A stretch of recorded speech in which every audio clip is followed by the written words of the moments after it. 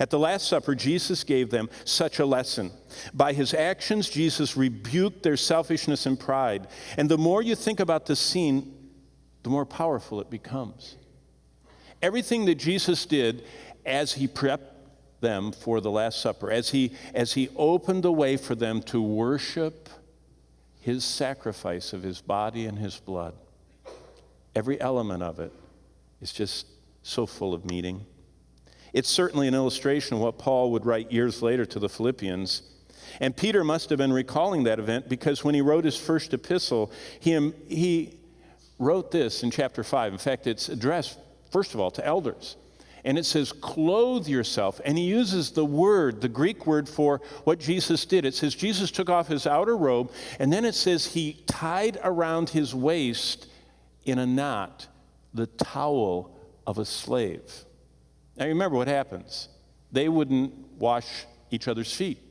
So they all came into the meal with stinky feet and polluted, proud hearts.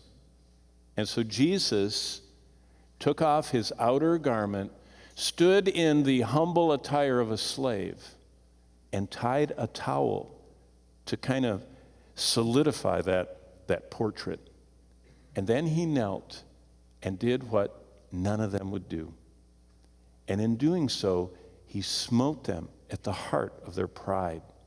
And Peter said, to the end of his life, all of us, elders, starting with the elders, but all of us should be clothed. We should tie on humility like a garment, like Jesus did. So Peter thought about it. John wrote about it.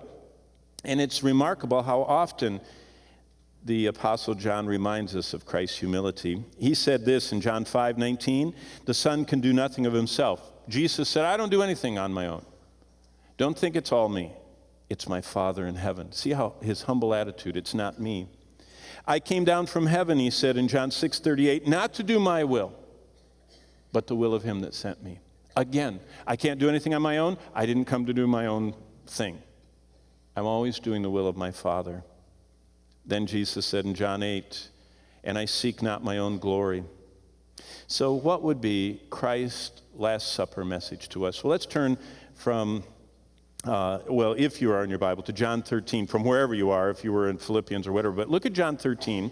And this account starts in verse 1, and it's the beautiful picture of the message Christ wants to give each of us at the Lord's Supper every time we gather.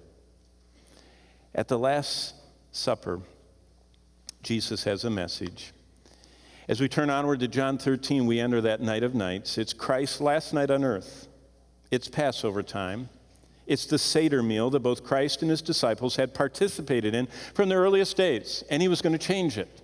He took a 1446-year-old tradition of the Jews and altered it as he made it and transformed it into what we call the Lord's Supper or communion. The first Lord's Supper night, the disciples were troubled. They were unfocused. They were arguing. They were out of step with Jesus. They had everything on their minds but him. Isn't that the constant struggle that Jesus had with them? While he talked of heaven, they thought of earth. While he talked about how they should be transformed, they thought of others needing transformation, not themselves. They didn't seem often to get the message. So Jesus directed it toward them. And it's Christ's lesson. It says that in verse 1, before the feast of the Passover, Jesus knew his hour had come, that he should depart this world to the Father.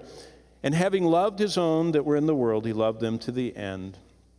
In the supper, that's the Passover being ended, the devil, having already put it into the heart of Judas Iscariot, Simon's son, to betray him, Jesus, knowing that the Father had given all things into his hand, and that he had come from God and was going to God, verse 4, rose from the supper, laid aside his garments, took a towel and girded himself, there's that word, tied himself up with a knot like a slave.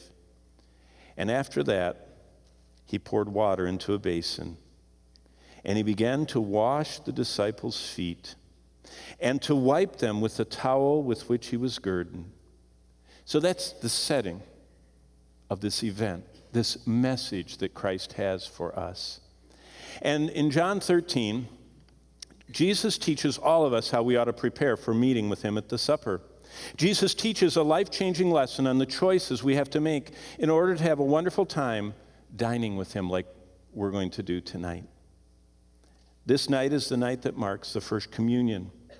The picture of humility is nowhere more clearly seen than Jesus on his knees washing the disciples' feet, but not just the good ones. He was washing the bad one. He washed Judas's feet. You see, it's interesting. He wasn't just washing the fans. He was washing the traitor. He was also washing those so out of step with him, the distracted disciples, and showing his love. Of all the pictures of Jesus' humble and sacrificial love, this is the most compelling because they had dirty feet and polluted attitudes.